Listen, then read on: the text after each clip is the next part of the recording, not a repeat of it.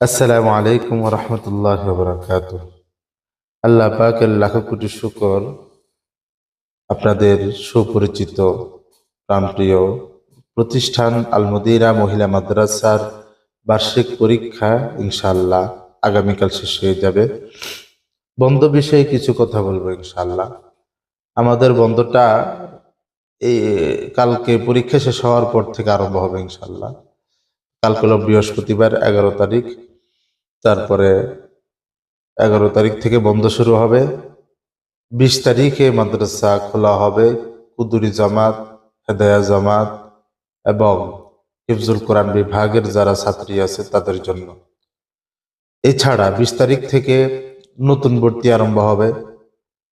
যারা বাচ্চাদেরকে পরবর্তী ক্লাসে ভর্তি করাবেন তারা অবশ্যই 20 তারিখ থেকে ভর্তি করানো আরম্ভ করবেন।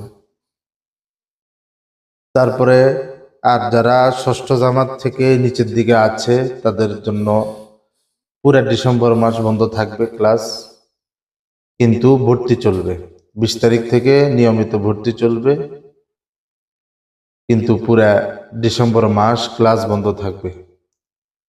মাদ্রাসাও বন্ধ থাকবে, তাদের জন্য অফিস খোলা থাকবে। জানুয়ারির 1 তারিখ থেকে মাদ্রাসা শুরু হয়ে যাবে, ক্লাস শুরু হয়ে যাবে। আর জানুয়ারির 5 তারিখ সোমবার পড়ে, জানুয়ারির 5 তারিখ থেকে আমাদের নতুন সবক আরম্ভ হবে ইনশাআল্লাহ।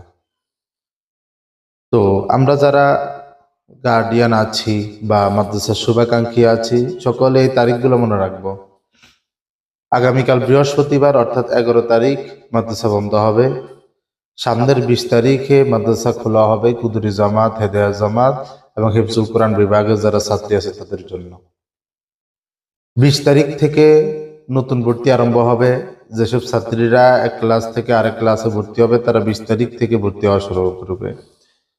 আর এছাড়া ষষ্ঠ জামাত থেকে যারা নিচের ক্লাসগুলোতে আছে তাদের জন্য পুরো ডিসেম্বর মাস মাদ্রাসা বন্ধ থাকবে।